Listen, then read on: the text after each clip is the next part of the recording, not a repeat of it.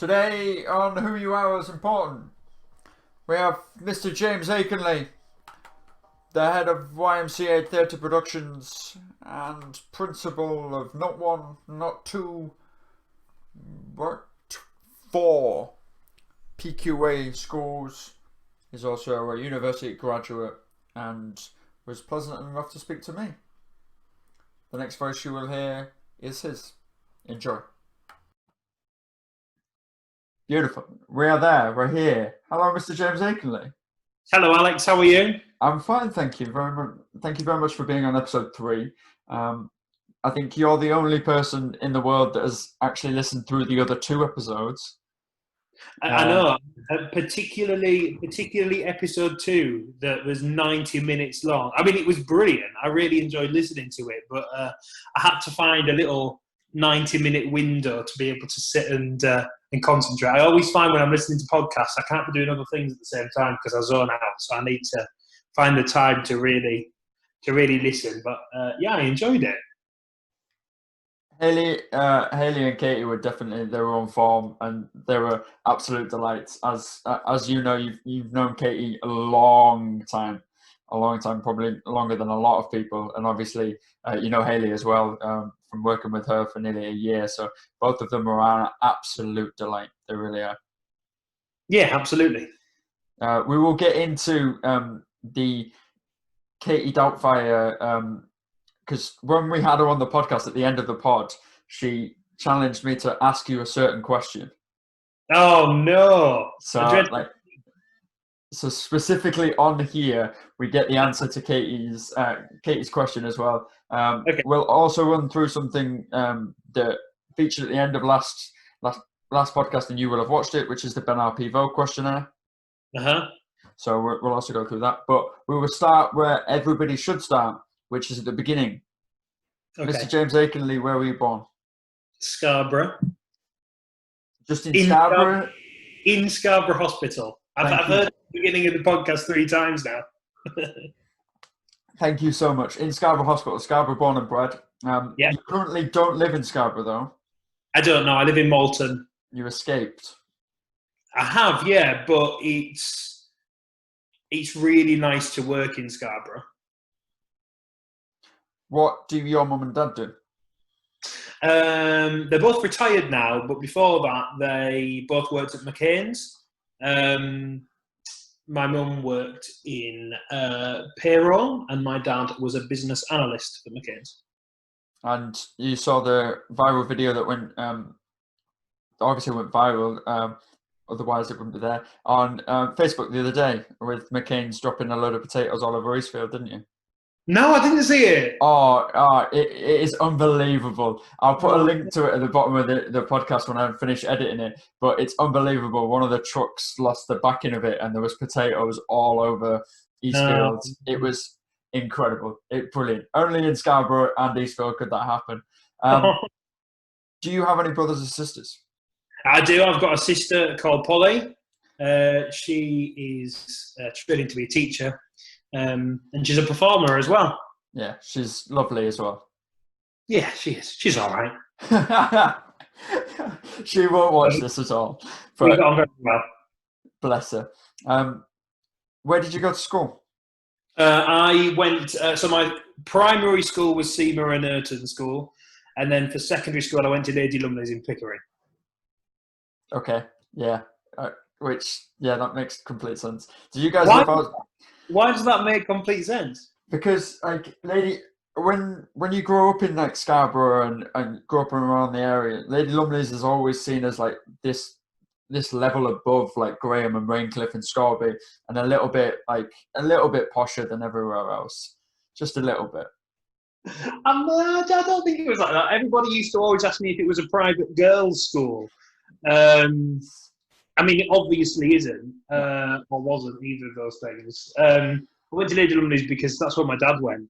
And at that point, there was only a few people who used to get on the 1 to 8 bus from Scarborough to Pickering to go to school. Whereas now, or at least when I was kind of living in Scarborough still, I used to drive past the bus stop that I used to get on, and there's loads of them now. There's absolutely loads of them, all wearing a Lady Lumley's uniform, that all get on the bus and ride the bus to school and go an hour to Pickering every day, which is interesting. The term would be trendsetter, but I don't really think that applies. I don't think I've ever been known as a trendsetter, Alex. I don't think I ever will be. Well, thanks. No, the reason why Lady Lumley's is like viewed as that level is because like everybody I know that's gone to Graham Scorby or anything like that has experienced some like level of like gritty undertone story where somebody knows that they got their head shoved in a loo or something like that. Whereas Lady Lumley's, the only thing that is ever perceived, obviously it's all stereotypes, the only thing that's ever perceived is that somebody broke a croquet racket once.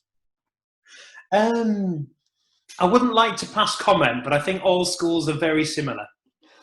Very, very political as always is Mr. James Aconley. You weren't always like this, were you? You weren't always as politically correct as you are now. Did you have some like youthful rebellion inside of you? No, I've just always been boring. Just got to be careful what you say, haven't you? That's the way it works, unfortunately, especially a man in the position of you. Let's go through then the teenage years and doing all that, because those are who that don't know, James is actually a very talented performer himself, as well as being able to juggle millions of different things and do that lot. When did you A, first learn that you could sing, and B, decide you wanted to do it? Right, so let's work this out. So I first joined the YMCA in 2004. So how many years ago was that? Was that 16 years ago? Yeah. So I must have been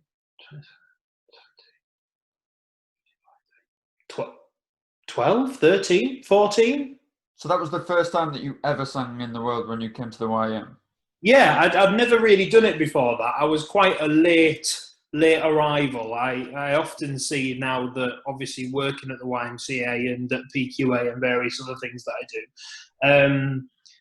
you obviously get lots of really, really younger ones who are kind of doing it as a kid's activity, as an extracurricular activity. But for those who kind of start to take it seriously, it usually seems to happen when they kind of just first join secondary school, and I think I was maybe a year or two after that.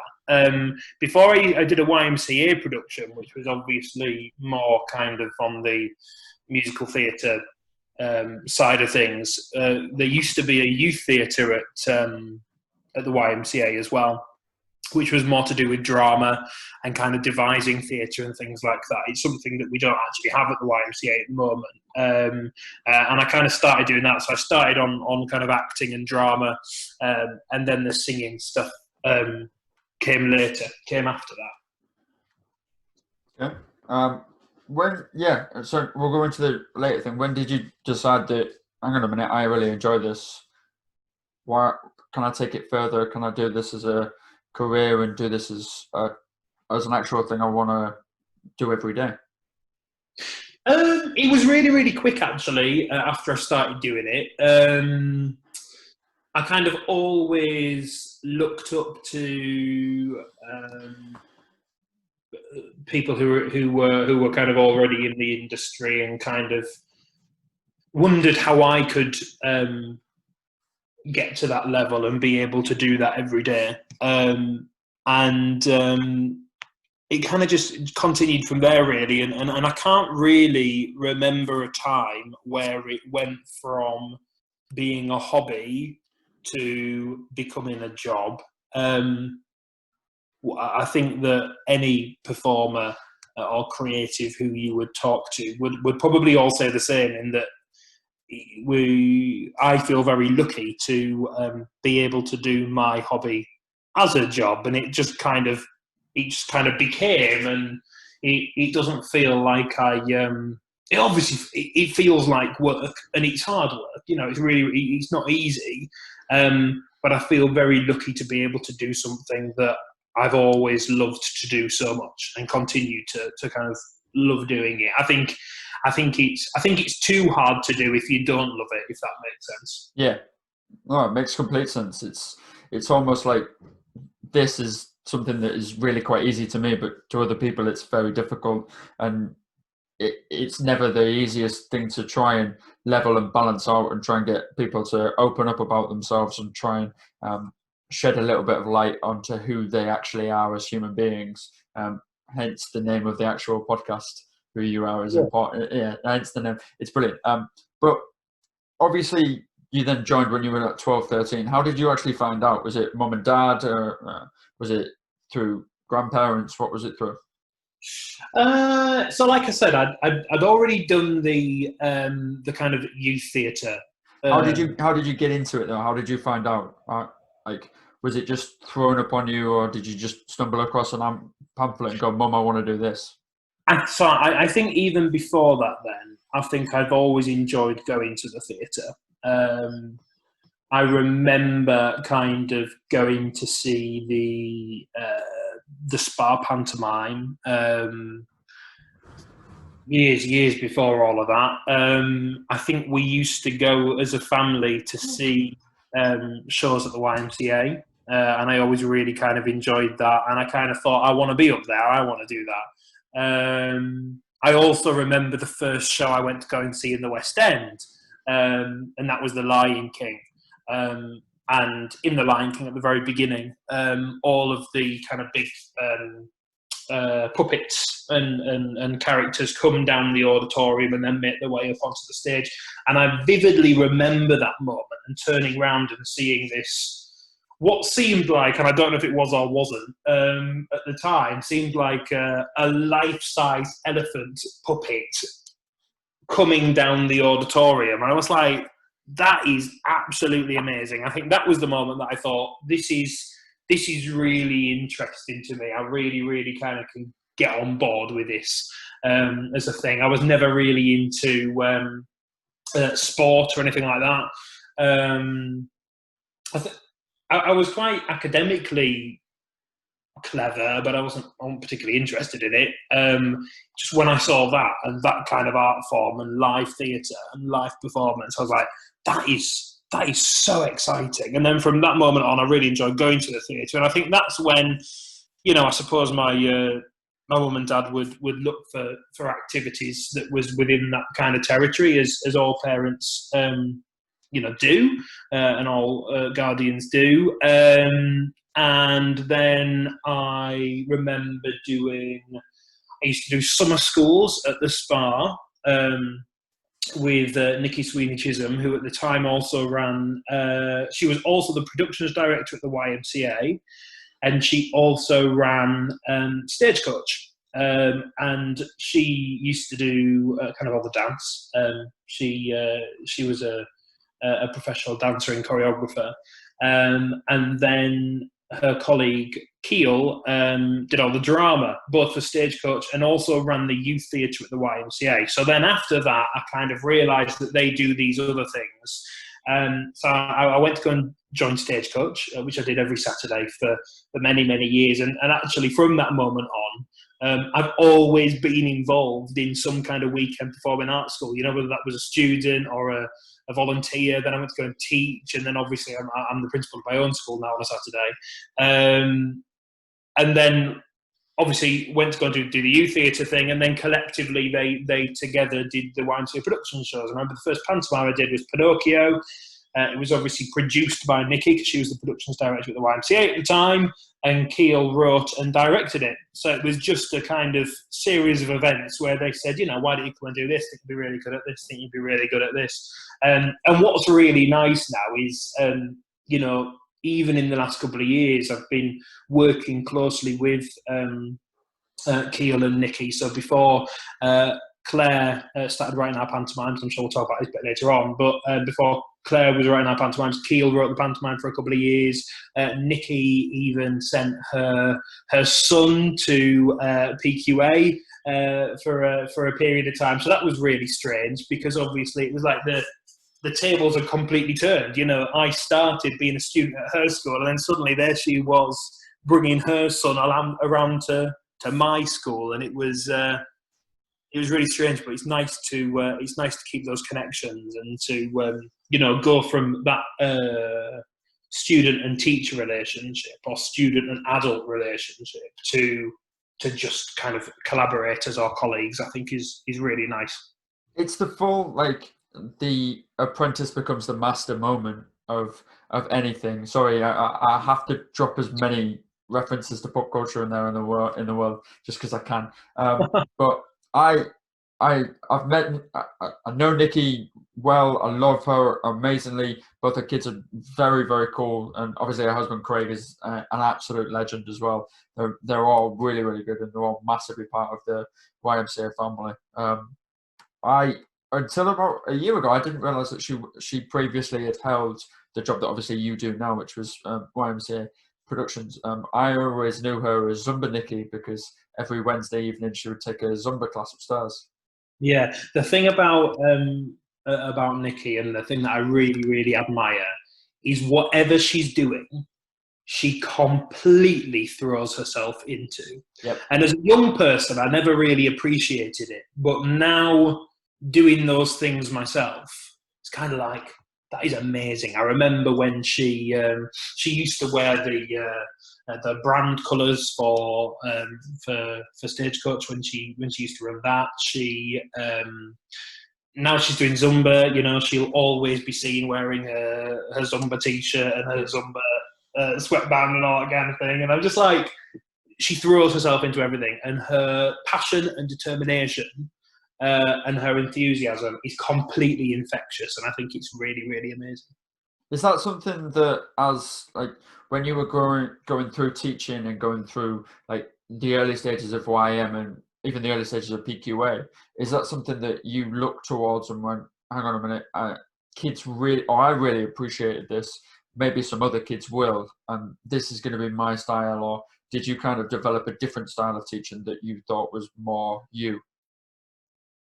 I think probably as well as my love for performing arts and doing that kind of sector, the only reason I want to do this kind of work with other people and with young people and kind of teaching and directing them is because of the really positive experiences that I've had growing up myself. And I've always said that, in all the areas that I've been in, whether that's kind of youth theatres or putting on productions or working in theatres or working in drama schools and performing arts schools, I've always said that the way that I work is just a kind of amalgamation of the things that I've always thought are the best bits of everybody else. And I just kind of take that and take that and take that and take that. Obviously put my own spin on it as well. And then it becomes something entirely new just because of the way it evolves. But I think definitely deep down when I was first starting out, I was thinking, so how would that person have done this? Okay, well I'll kind of adopt that and use that as well. And then, as time progresses and you get more experience, that becomes something else. And I think that's how all industries work and all jobs work. You're just modeling the behavior of somebody who you've seen doing it really well before, and then you hope that in years to come those other people that you're working with then kind of start to adopt those things as well, and it just develops like that, I think. Let's move to 16 to 18-year-old James, lead singer James, lead lead part James and everything like that. Because as far as I'm aware, and correct me if I'm wrong, you also turned into wedding singer James as well. Why do you know all of this? That's crazy. Yes, yeah, I did. About the age of 16, 17-ish, I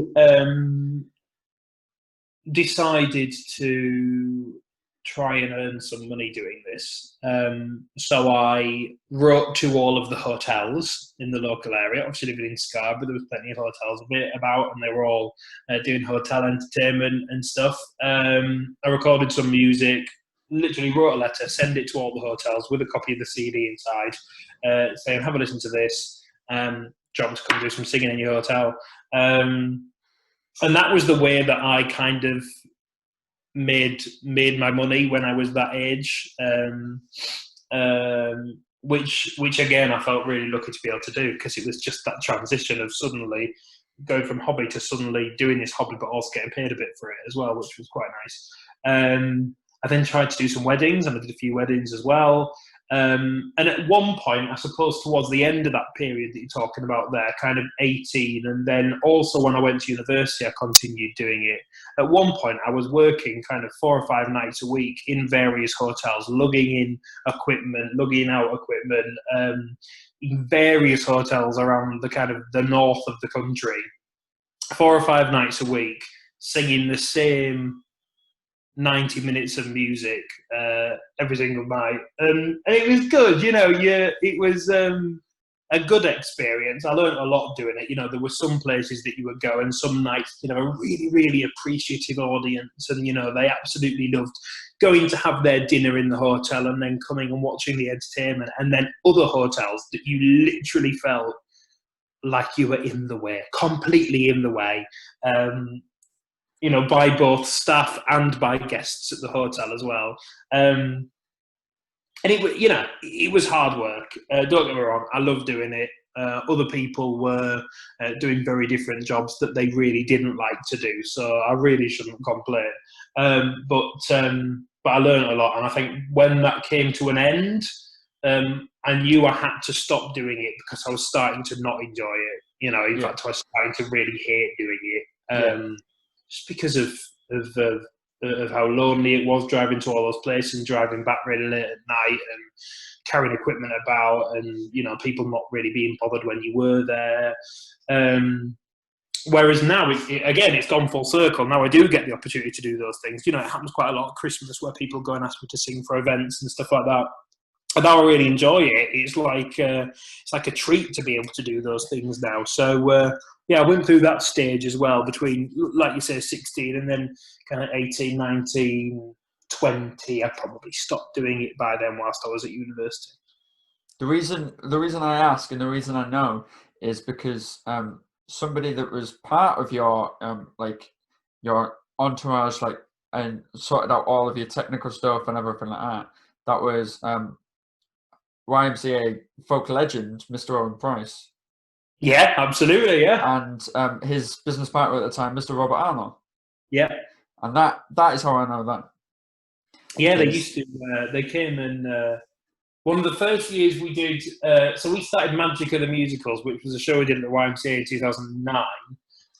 We did that for a couple of years, and then by about 2011, we decided we changed the name of the show to Simply Musicals, and we decided to take it on a small tour. And we did everything between kind of the YMCA, which is, as you know, 290-seat which was another community theatre, a bit bigger, about 400 seats, right down to village halls that held 30 people, and we had to build the stage ourselves and everything in between.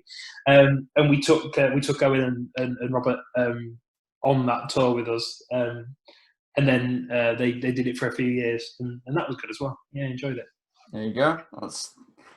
You asked me how I know all this. I do research. I ask people. We go through each of our guests and make sure that they're all fully worked on and done everything like that. You said you went to university. Where did you go to university? I went to York St John University and I studied theatre. There we are. Which is currently for YMCA members that you have taught in the past and still know to this day. It's currently the degree of 3 of them. 3 others are studying it at Hull, and 1 is in Liverpool studying it, and 3 are in London studying dance in colleges. Yeah, no, it's absolutely brilliant. I really, really love to see the young people who I work with go on and go into training. And I think it's brilliant to see those who go to, particularly to the university I went to, only because I know the kind of journey that they're going to have over that 3 years. And that's really exciting. I got a message from one of my very first students from PQA. She was one of our first students yesterday, I think it was. She did a few years with me, and then she went to Central School of Speech and Drama and did a degree course there for 3 years. And now has set up her own theatre company and is doing a kind of online virtual project. So she was asking if I could share that project with our current PQA students and kind of share it with to my network. And I thought that was great as well. To again, it's a little bit like what I was describing with Nikki. First me being her student, and then it turning full circle, and we're kind of working together, and she sends us on to PQA and all that kind of stuff. And now I'm experiencing it. I teach a student who probably joined us when she was about 13, 14, suddenly he's coming to me as a young professional who's just kind of stepping, making the first steps into making the industry her career, and it's that's exciting as well. There you go. But that's what it's all about. If I said this a lot last episode when we were with hashtag Kaylee, like with it is if whatever we do, whether it's this, whether it's teaching kids how to sing, whether it's putting on a full YMCA show, if one person gets out of it and changes their lives and then makes their lives go on to this better and then passes that on to somebody else, that's what it's all about. It's about the betterment of people. Yeah, and I think it's really important to emphasise as well that it's not just about the performing arts. I've talked a lot about people going on to become performers or going to training performers and all that kind of stuff, and being singers and everything like that. That's kind of only one part of it. The other part of it, which I think is arguably a more important part, is the life skills that young people get through doing the performing arts. The confidence building, the social skills, the creativity, and particularly when those things are not as big in the national curriculum as they were when I was at school. For those students who don't kind of get on with, your more academic or traditional subjects and kind of struggle growing up because they don't have that creative outlet, for us to be able to provide that, and for all the organisations that are out there that do provide that, it's really, really important for those young people, because that's where they're getting their confidence and that's where they're learning to communicate. And I always say that, if I get a student who does go off and train and, becomes a West End star, brilliant, that's really, really great. But equally, if I hear of one of the young people being able to, at the age of, 25, present themselves well in a job interview, or stand up in front of colleagues and deliver a presentation, then I know that I've done my job properly. Both of those things are equally as important as the other. That's all that really matters, and that's what a lot of people, when they look at sorry, we're getting completely off topic, but this is what it's all about. When we get and look at the performing arts, and look at not only the performing arts but arts, we look at sport, we look at all these extracurricular that are involved, it's not about building what's in here, it's about building what's in here. Absolutely, yeah. I think that's completely it, and you've hit the nail on the head. There might be people listening who are not interested in performing arts, and they send their kids to football, or they run a football class, and that's it's all very much the same. Like you say, it's all extracurricular activities, and I think what's really key is, at the moment, obviously in this current period of time, our extracurricular activities can't run. The YMCA is not running, PQA is not running, your local football school is not running. And obviously everybody's trying to adapt and move online and be able to continue to work with young people in digital ways. But it's never going to be the same as being in a room together, or being on a sports field together, or any of those things. And I think the moment that comes back is going to be a really key moment for the development of young people.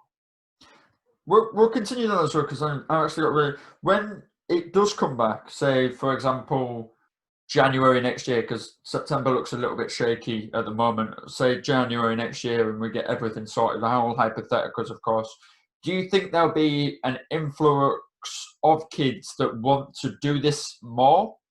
So your sign-ups will be increased. Football, all extracurriculars will be increased because they haven't had that option for such a long period of time. Yeah, I think you're probably right. I mean, obviously, a lot of these things cost money to families, and obviously, if they've been negatively affected by the crisis, then it might take a little bit of time for it to come back again. But for young people who are involved in extracurricular activities, whatever those activities are, they, that's their normal. That's their sense of normal. So, the psychological benefits and the social benefits of being with like-minded people, is so vital and so key that I think when we do reopen our doors, yes, there's going to be problems that we have to face. If social distancing is still a thing, we need to adapt the way that we're working. Mm-hmm. We, like I said, we might find financial problems. People might just be a bit nervous to go out and be in those environments again. But I think when the switch is switched back on, I think we will see people return, and I think in time it will grow. I think it absolutely will grow because people will be craving that. We're a social species as humans, and we're all craving that kind of contact and that relationship with other people again. So I think it will come back. And I think, none of us know, we're all speculating, aren't we? But I think we will see over the next few months activities start to reopen. And they won't reopen straight away in the way that we, as they were before. I think they will eventually one day go back to the way that they were before, but it won't happen straight away. But I think we'll start to see it gradually unwinding and reopening over the next few months. Mm-hmm. I think the schools going back to a new academic year in September will providing all the science goes in the right way, and we don't see any peaks or anything. That will naturally and organically start to bring back other activities. So I think it might be sooner than January, but I think in January we'll start to see things go back to normal. But hey, I'm not a scientist, I don't have a clue. Which, of course, I don't want to put words in anyone's mouth or say anything like that. Neither Maya or James know exactly the main sciences or anything like that. He's a teacher. Unfortunately, I'm a university student, so it is. I wish I did. It'd help me plan if I did know what was going to happen. Exactly. Like, he'd be able to know exactly what each PQA session was going to be like, how many kids he was going to get, and do that lot. We will move forward, though. We'll move forward to life after university. You're a 22-year-old bloke, just come out of university. You're a little bit like, oh no, what's next in the big bad world? What was next in the big bad world? So going into my third year of university, I'd already, in fact, I think I started throughout that summer, the summer between my second and third year. I had already applied to become a PQA principal by that point. So I found I think it was about May time of 2013. So I was just finishing my second year of university. I saw an advert in the Stage newspaper and they wanted principals in about 20 different areas of the UK. They advertise that they don't charge a franchise fee to set up a PQA, so the opening costs are kind of relatively low compared to some other national networks, performing arts schools. And it was always something, by that point, I knew that's what I wanted to do. I knew at some point I wanted to have a theatre school. So I saw this, I thought, do you know what? They're not going to want me. I'm still at university. However, I live in York, I kind of fancy it. It's not going to hurt to put the application in. And funnily enough, on that day, the day that I wrote the application, I did two things. I was writing the application for PQA. It was a kind of CV cover letter, and you filled in this application form. And on the same day, I auditioned to be part of a professional summer season show. And I thought, do you know what? I might get the summer season show. That would be quite good to do for the summer between my second and third year of university. There's no way on earth I'm going to get the PQA role. It turned out the opposite way around happened. I didn't get the summer show, but I did get PQA. So that was in the May ish, and then by the end of June, I think it was, I'd gone through the application process, and it was a huge process. They obviously want to have brilliant people in all the locations, because it's obviously the Pauline Academy brand that they want to make sure he's of excellent quality in all the different areas. So it was a huge, really, really long process. You had multiple interviews, you had to do business plans, you had to do creative plans, all these types of stuff. By the end of June, they'd offered me the opportunity to open PQA in York, which we did in October. And then over the summer of the same year, I hadn't been involved with the YMCA for a good 2.5 years by this point, after going to university. I got out of the blue a Facebook message from Steve Marsh saying, do you know anybody who might be interested in directing the pantomime this year? We need somebody to direct it. And I was like, I'll give it a go. I'd never done anything like it before, but I was told, and this was kind of at about the same point, I was given this advice from a lecturer at university, and I always pass it on. If anybody says, what's your top tip, or what piece of advice have you learned that has always stuck with you that you'd like to pass on, it's always to never say no to an opportunity until you're ready to. Because the moment that you say no to an opportunity, that's the moment that you define your career. And at that point, I wasn't ready to do that. I was like, yeah, come at me, I'll do that, why not? So I decided I would do this one-off show. So by the time, in answer to your question, by the time I left university, PQA York was already 1 year old. I'd already been doing a bit of the YMCA. So it was kind of I was very lucky. I kind of bridged a gap, really. Some of the projects that I've been doing at university, I continued doing. So one of my third year projects, it was a year-long project. I ran a music project in a women's prison for a year. And then we got some funding for that to continue. So actually that also became a paid opportunity for me for another 2 years. And that became part of my my kind of work life as well, which was brilliant. So by that point, when I did leave university on that last day and graduated, I'd already kind of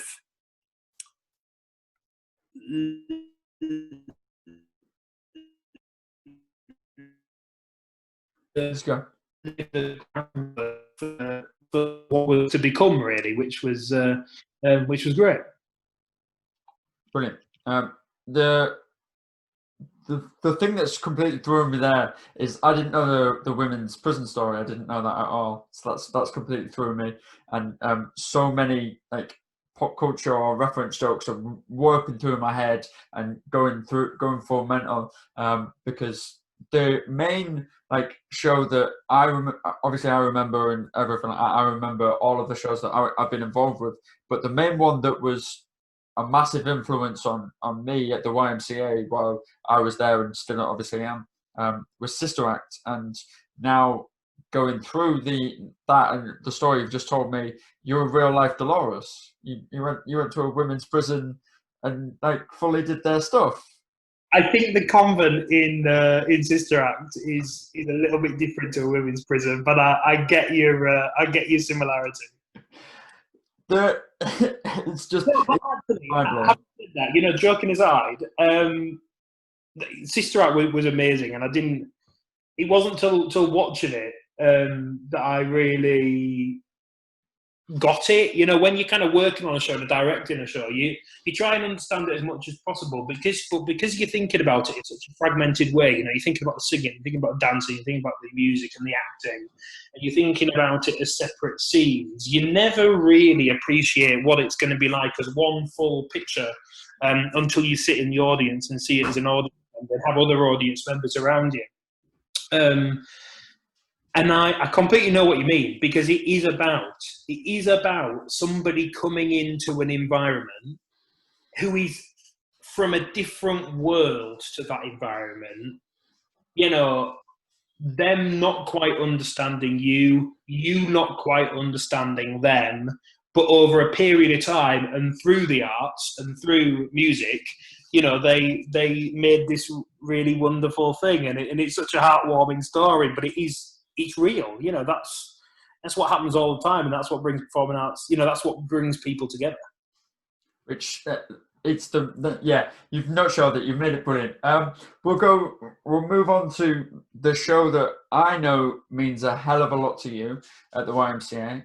Obviously, all of them do. Let's not make one the best one and everything like that. All of them mean a lot to you. You put 8 months a year into it, and it's incredible. But let's move on to the one show I know personally deep down means a lot because I've been told it does, and it is Full House.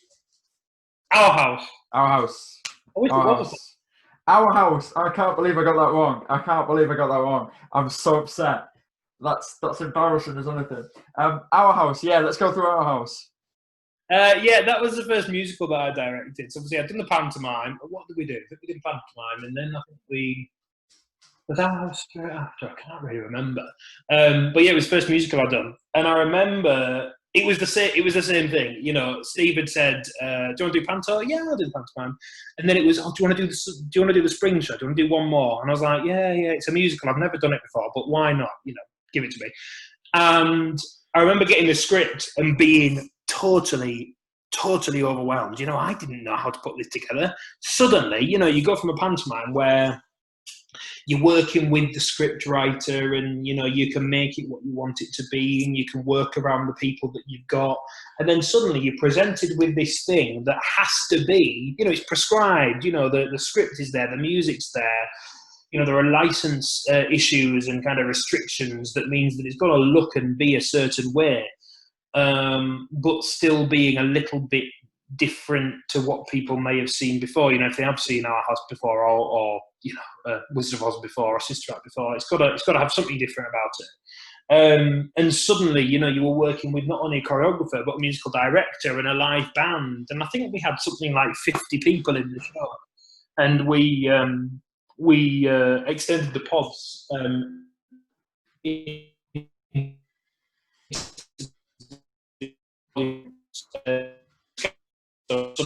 New areas to perform. Really challenging, but rewarding experience, and I think it's still. I still hold it very fondly because it was the first one I did. Yeah, and I mean, I'm still making it up as I go. Really, but yeah, it felt like we were. It obviously goes through, you know, because, you know, none of us are around forever. We're not in our roles forever, but because, you know, I was kind of new to the YMCA in the role that I was in. You organically get drop-offs of participants, particularly when there's a staff change. In any activity, and you do at the YMCA as well. But because I was particularly new, I still felt like I was fighting to get people to come and do it. And then when I suddenly had 50 people turn up to the auditions, I was like, yes, this is amazing. You know, I could really do something with these guys, and they want to be here, and that was really exciting. So yeah, I do definitely hold that one very fondly. But like, we'll move to the audition process because I'm lucky that I've sat in I think a dozen audition processes, not just yours, but other theatre companies, professional, unprofessional, doing everything like that. I've sat in next to a dozen of them now, and the way that each person assesses them and goes through them is completely different to that. Now, what is your emphasis on the audition process? Is it very laid back and right, I don't really care what gets thrown at me, or is it very structured and I want this and I'm expecting this, and if this happens, wow, that's amazing? What is it? Can you walk us through that? I think it's a mixture of all those things, because you've got some people who have been doing it for years and they keep coming back. You've got some people who want to learn what being in the industry is like, and you've got some people who are really, really nervous, and you've got some people who this is all really brand new to. And it's about juggling all of that huge spectrum. And then, not to mention, you've got different ages. You've got people who know people who don't know people, all that kind of stuff.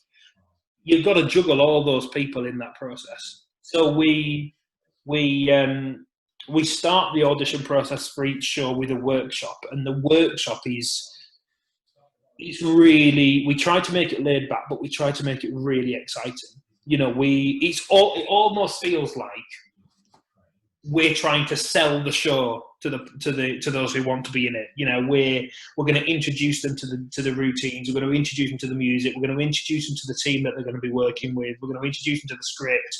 We're going to do all that in a really, really, really fun way. And if people want to get involved, and if people want to take a solo and be in the spotlight, then that's brilliant. You come and do that. But if you just want to kind of be a part of it and get a sense of it, that's equally brilliant as well. The next day, we do the principals auditions. And I think probably that's the most like a really negative word, but exposing part of the process, because they're having to bring something that they've prepared, rather than us giving them something. They've prepared a monologue, or they've prepared a song, and they're coming to perform that to us in a room on their own without any of the participants there.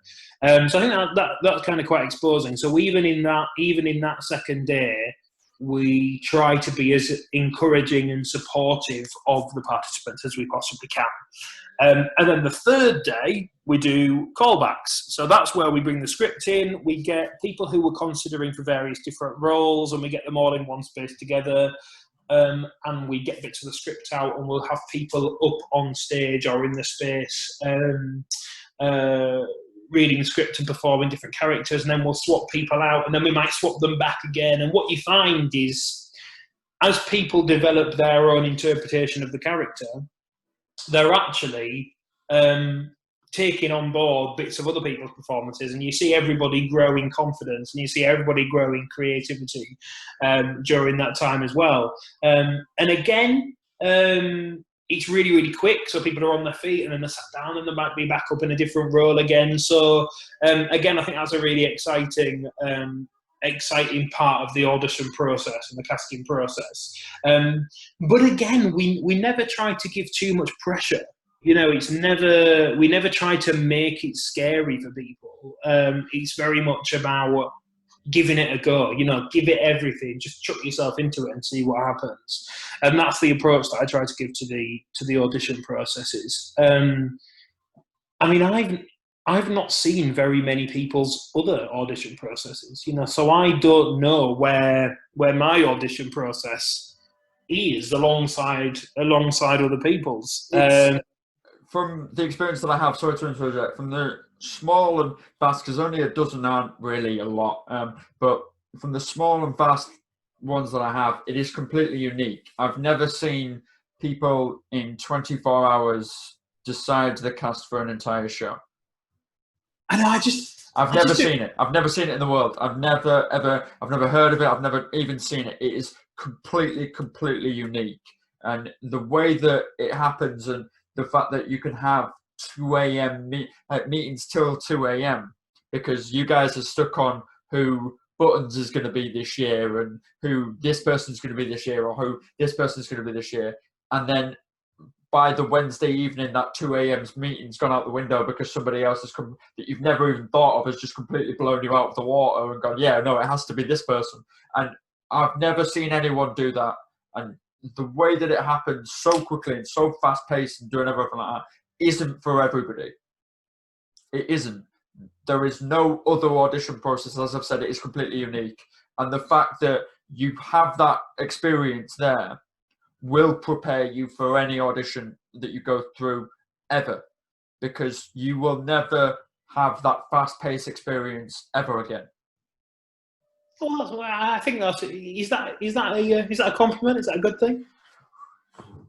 A compliment from me? I wouldn't say so much as that. That would be too far, surely. But yeah, it's mind blowing that you guys can figure out in 24 hours a cast when you've got 50 children. You've got 50 of them. It's really hard, and as well, you don't want to negatively affect anybody's confidence as well. Yeah. That's the thing that I hate the most about casting a show. I would much prefer everybody to have a complete equal playing field. But what I always say, and this is absolutely key, is I have a lot of conversations with young people and their families and their parents about, why have I not had this yet? Why have I not had the opportunity to have a solo? Why have I not played a character yet? And the answer is never, ever, ever because you're not good enough or we don't think you're very good.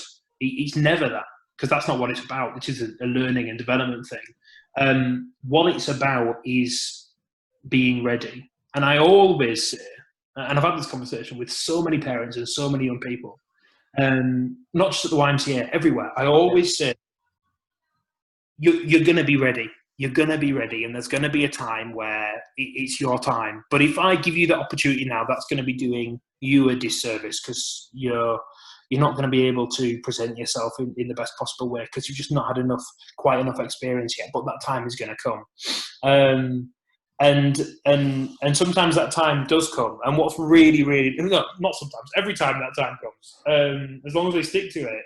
But what's really nice, and this has happened 2 or 3 times as well, is after I've given people that opportunity, when they're ready to have that kind of go, they'll come back and they'll say, James, I remember that conversation that you had with me, 2 years ago, when I was really, really down because I kept trying and I never quite got where I wanted to be. And now I understand that conversation we had, and I get what you were, because now I'm ready and I feel really confident in myself.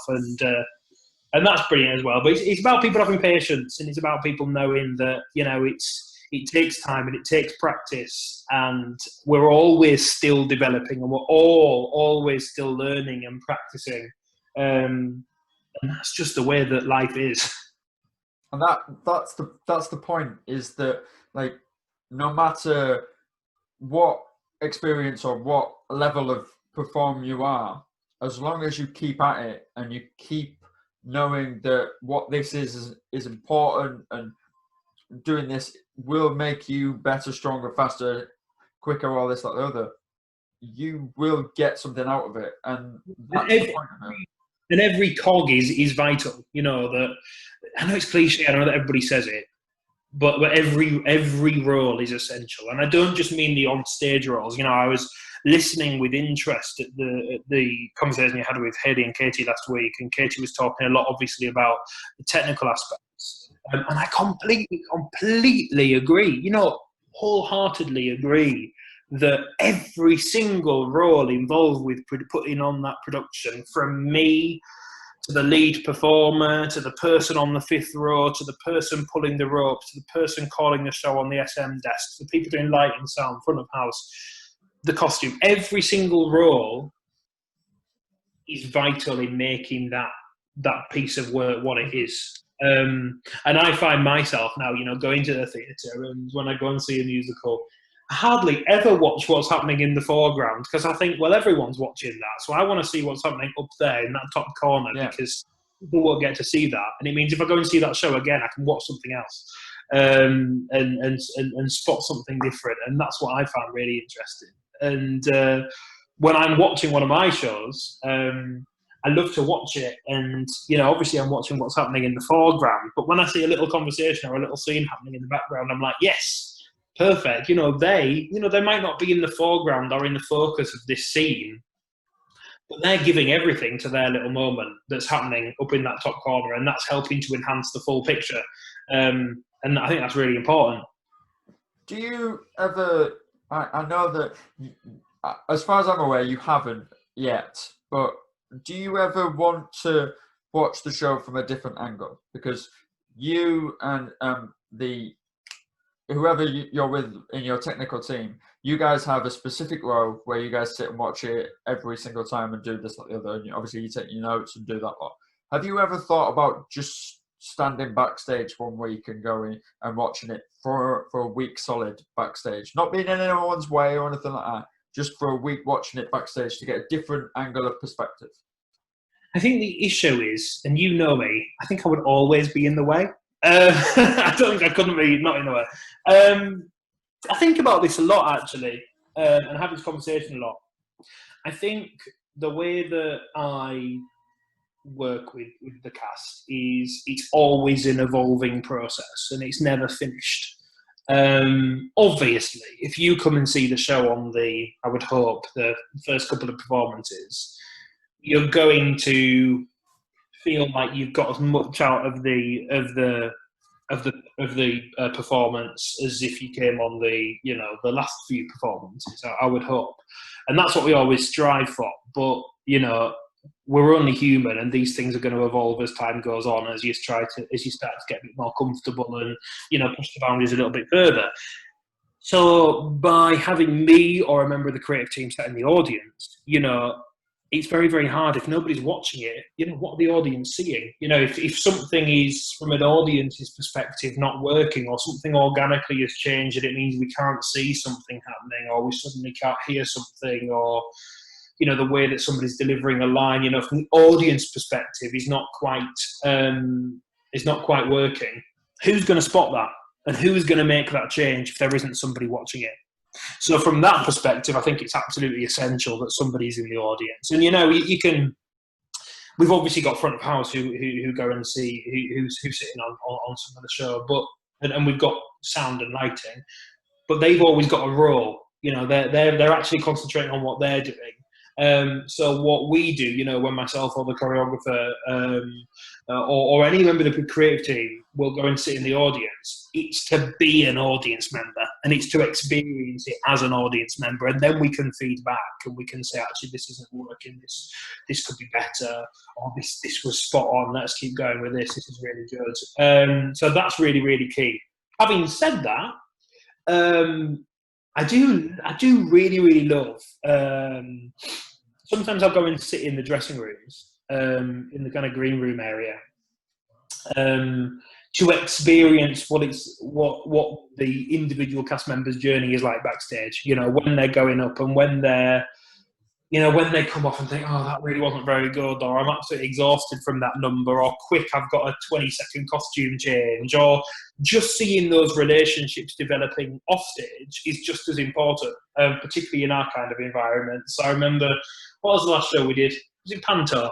I think it was Panto. I spent a lot of time up there, actually. I think I probably watched half the shows, but sat backstage for the other half. And that was great as well, because you see other... you see the young people developing in a different kind of way to the way that they're developing on stage. But I don't think I'd stand in the wings, because I would absolutely be in the way. Just from a logistical point of view, I would always be in the wrong place at the wrong time. But as anyone that would ask them out, they will always say, "Yeah, of course you're welcome," and everything like that. But truth be told, it would, yeah, you would probably be. I just wondered, because from an angle, and I've never heard anyone say it the audience member way before. I've never heard that, but now we're saying it makes complete sense.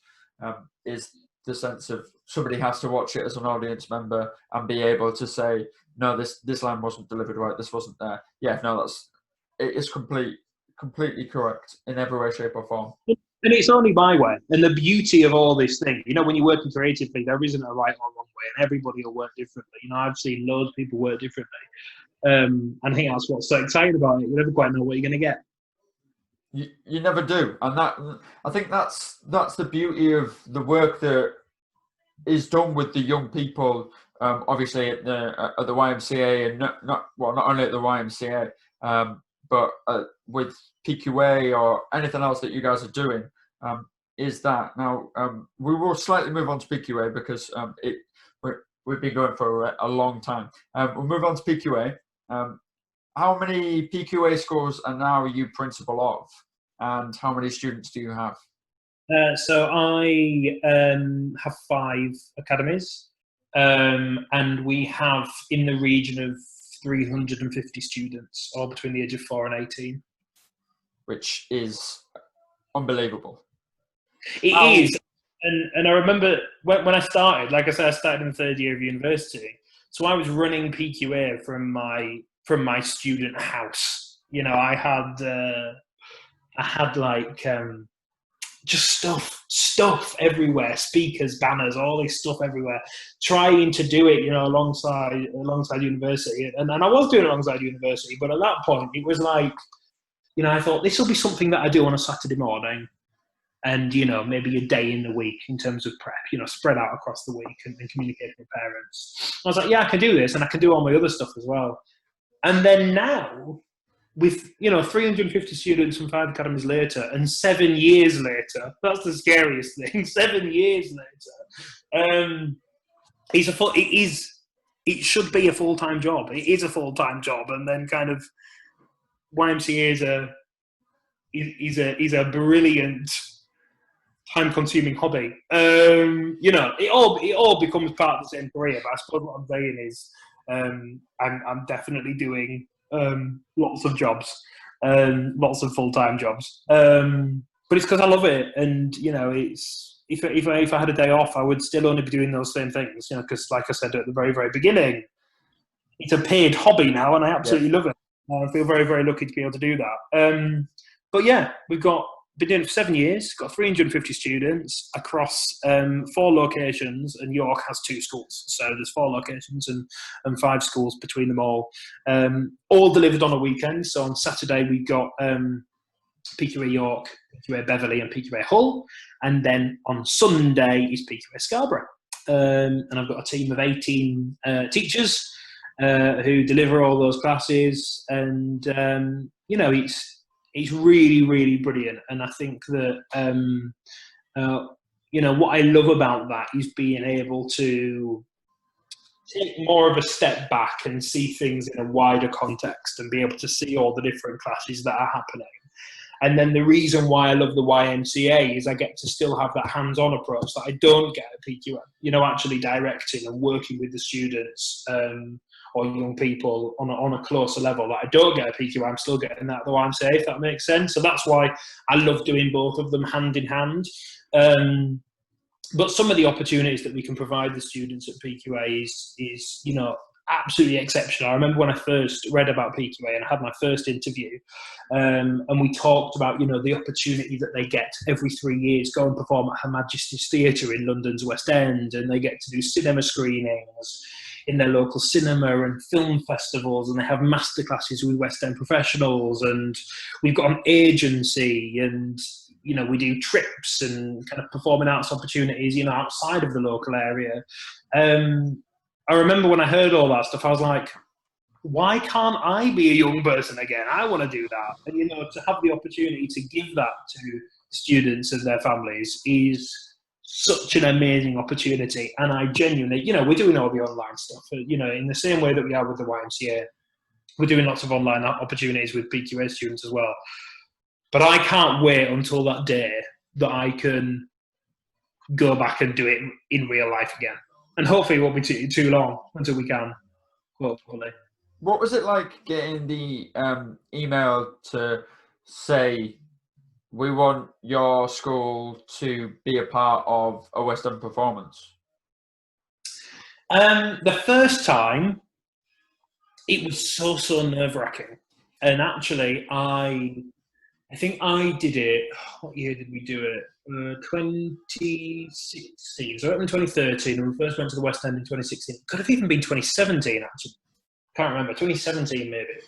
So I'd already been doing PQA for quite a few years, and when I'd been speaking to parents, I'd been obviously telling them about all these amazing opportunities we do, including the West End show. But the truth of the matter was, I hadn't seen one of our West End shows before. So I was telling them how brilliant it was, because I knew how brilliant it must be. I saw the photos, I saw other academies going. I'd spoken to other principals who had done it, but I'd never actually seen it. So I thought, when we got our invite, I thought I better go and actually see what this is, before I start doing it with my students. So I think about 6 months before we took our students, I went to go and see the show at Her Majesty's. And honestly, it was everything that I'd been telling the parents that it was and more. I saw families of all ages, grandparents, parents, brothers, sisters, aunties, uncles, all literally sat on the edge of their seats, grinning from ear to ear, seeing their child on the West End stage at Her Majesty's Theatre. It's where they perform Phantom of the Opera. And for anybody who hasn't seen Phantom of the Opera, they've got an iconic chandelier that first raises up at the very beginning of the show from the stage into the place that you would normally see it in the theatre and the stalls. And then later on in the show, it comes crashing down and kind of gets so close to audience members' heads and ends up back on stage again. And it's an absolute iconic moment of Phantom of the Opera. And the conversation, or the way that parents describe it when they go and see one of our West End shows, is they're sitting in Her Majesty's and they think, there's the Phantom of the Opera chandelier, and there's my 10-year-old son or daughter. Phantom chandelier, my child. That is absolutely astonishing. And then when I took my students for the first time, and they did the show, it was all brilliant. They spend the day in the theatre, they do a dress rehearsal, and then they have their break, and then they do the show in the evening. And then at the very end of the show, obviously everybody goes on, takes their bow for the curtain call. And then the principals go on stage with their students.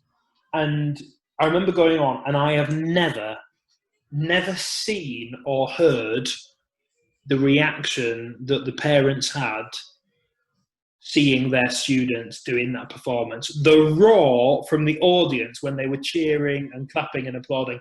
I've never, ever heard anything like it. And for me, as a 20 whatever year I was, however old I was, professional, that completely bowled me over. So then I thought, what about our 6-year-old students? This must be a completely overwhelming, amazing opportunity. And it was, the buzz in the academy after that. It continued for a year. Was there ever a moment in... Sorry, go on. Sorry, no, I only interrupted because my actual screen froze, so I didn't see that you were still talking. I apologise, Steve.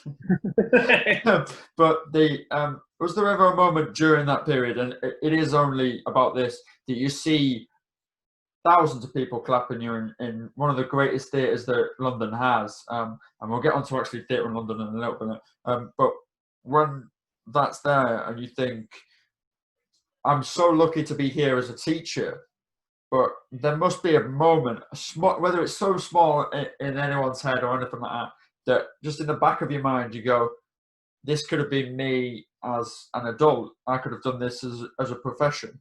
But I'm really glad that I'm here with these kids, and this opportunity is endless. But that little bit of selfishness, that small little bit, has got to be in there somewhere. Do you understand what I mean? I understand completely what you mean. And absolutely not. Do you know what? I've got friends who are performers. Yep. And even without coronavirus, when their 6-month contract ends, they don't know what they're going to do after that. Yeah.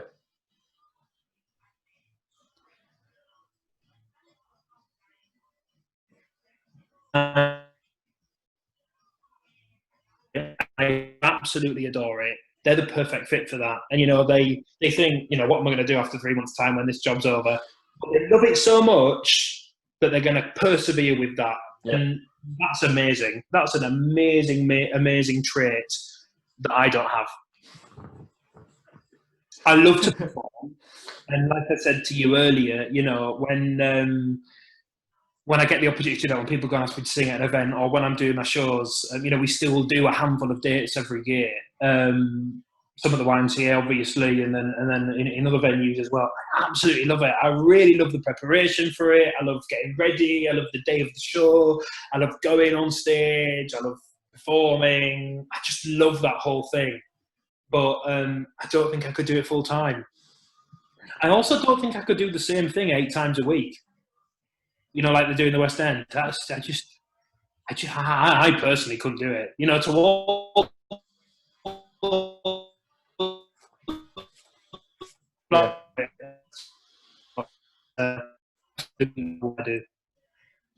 So we go on to the Katie Doubtfire question then. When you say, I don't think I could do 8 shows a week, and I don't think I could do this, and I don't think I could do that, or I don't think I could do the other. We go on to the Katie Doubtfire question, which is that she wanted to know, because this year in December, you guys are slated to do Beauty and the Beast. We are. And she said that, and I've gone back and checked the video footage, and it is there, that on the YMCA 24-hour live stream, which was presented by Mr. Owen Price, Mr. Bradley Dressler, and Mr. Liam Downey. And you know where I'm going with this. I do. Yes. You said that you would reprise your role as Lumiere, the candlestick, in Beauty and the Beast, and she would reprise her role as Cogsworth, the clock in Beauty and the Beast. Can you officially tell us today that will be happening? Do you mean in the show, or do you Yes. mean just a one-off performance? No, the way that I was led to believe it is that it would be not only a one-off performance that would happen, whether it was on the last night or whatever it was, but also like there would be a small little slapstick scene or something where you would have obviously the children from the YMCA where they would get it, because you would not pass up the opportunity to do 2 lead performances as Cogsworth and Lumiere, because they are massive roles in the show. You would not pass that opportunity up as kids, but there would be a small little slapstick scene where you and Katie would go on, obviously, as an older version of the pair of them, and there would be a younger version of the 2 Lumiere as well. All I'm going to say is you've just given me some very good ideas. That's all I've got. That's all I can give you. That's all you can give me. There's no answer. Diplomatic to the very end. Diplomatic to the very end. If we are able to reopen for the pantomime, and I really, really hope that we can. In fact, as part of that hope, I booked pantomime tickets for a different pantomime. Because I thought theatres need to reopen for Christmas. Yeah. I'm gonna do all I can to make sure that happens. If we can reopen our doors for Christmas, it will be the best pantomime yet, and you may have given me some ideas. I may have also given Miss Claire Edwards the ideas as well, which Don't do that. I can't promise anything. Right, we'll move on to personally, which is it's my favorite thing in the world. I love this. I do it every single time I sit down and I speak to somebody. You, as a principal performer that inspires young people, should know this questionnaire, and you should know where it's from, and you should know the reason behind it. But I don't think you do you? I don't have a clue where it's from, no. All right, so the Bernard Pivot questionnaire, I'll say that with quickly and in French. He was a 1970s talk show host in France. He did black and white, and his show is called Mano a Mano. That's what it translates to. It's different in French. He sat down basically as we have and starts with his guests at the beginning and goes all the way through. Then a legendary talk show host called Mr. James Lipton, God rest his soul, he kind of like what you do, but with college kids in the United States of America. He has an acting school called Inside the Actors Drama Studio. And it was made a TV show because they had guest lecturers of A-list actors that came in and gave a lecture from the beginning all the way through to the end. Do you see the theme, the thematics of it? Notable a notable graduate from his academy of Inside the Actors Drama Studio is Bradley Cooper. Right. So Bradley Cooper's done exactly what you've done and answered these exact same questions. So feel special. Okay. Feel special. So, James, what's your favourite word? Choreographically. Okay. Okay. What's your least favourite word?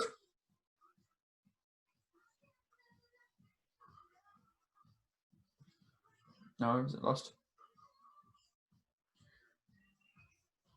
No. Have you got me? I didn't get that one. It froze apparently. I'm so sorry. What was no. that? No. Oh, that's amazing. What sound or noise do you love? This is going to be easy. Liquid being poured out of a glass bottle.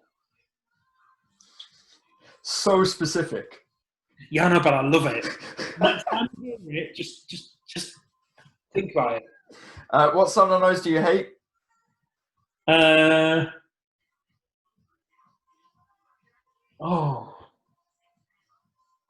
tap dripping when I'm trying to sleep.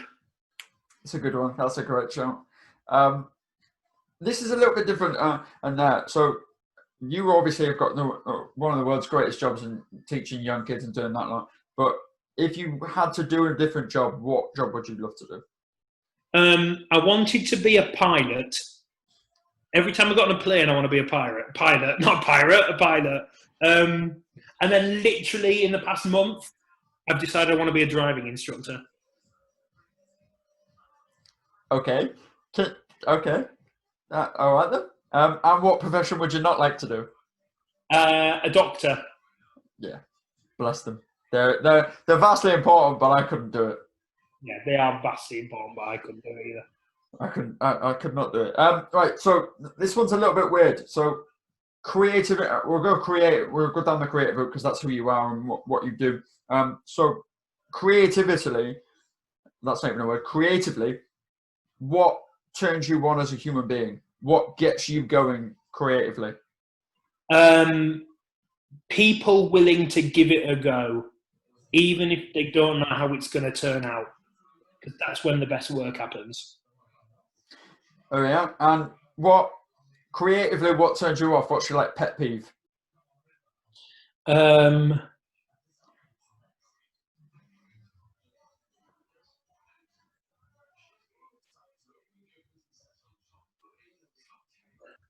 People looking down on others and thinking that just on surface level they wouldn't be able to do that thing because of their background or what they look like or who they are.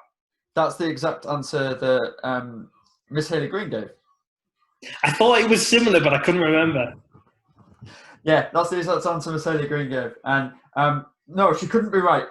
She couldn't be more right in this in the climate of now and everything like that. We have to start going and saying to people that start looking down on people and saying, no, you're worse off than me because of this, that, the other. That's wrong. And it isn't accepted here. It isn't accepted anywhere really, because that is not right. It's not who people are supposed to be, especially in creatively wide. And the last question I'll ask you today before I let you go finally, is if heaven were to exist, what would you like to hear God say to you when you arrive at the pearly gates?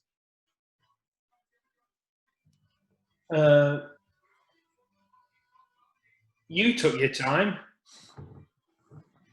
Because I want to be really old. Yeah. I was thinking about that one actually. That question has troubled me since I listened to your podcast with Katie and Haley. Then I forgot it was coming, so you just caught me off guard. It's that one that, like, with it you can sit there and you can go, well, do I want it to be funny? Do I want it to be sarcastic? Do I want it to be anything like that? And the answer you gave is a perfectly well-rounded one, and everything like that. It is very good. So I say thank you to you, Mr. James Aconley, for coming. Thanks very much. It was good to talk. All right. Thank you so much.